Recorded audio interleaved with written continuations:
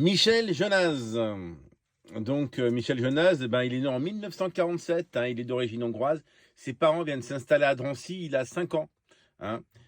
Ses parents sont tous les deux coiffeurs, mais son père devient rapidement, j'avais lu, représentant de commerce. Hein. Lui, à 16 ans, il arrête l'école, il cherche sa voie artistique, hein, dans la peinture, le théâtre, la musique.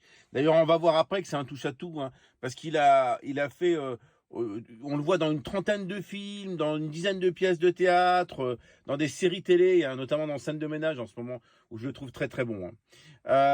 Donc, pour en revenir à ses débuts, en 65, il intègre un groupe du rocker marocain Vigon, hein, ça s'appelle Vigon et les Lemons. Voilà.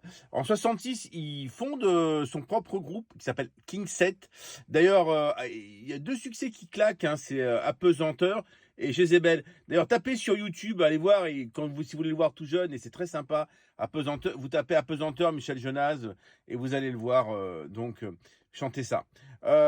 Mais alors, c'est en fait, on va dire en 68 qui commence vraiment une carrière solo, et en 74 vraiment qui commence à avoir un gros succès avec des chansons comme Dites-moi ou Super Nana. Après, c'est énorme, hein, parce qu'il a fait, je sais pas, énormément de disques, hein, et plein de succès comme Les Vacances, un fameux titre Les Vacances, Dites-moi, ça je l'ai dit, La boîte de jazz, mais plein, Joueur de blues, plein de succès.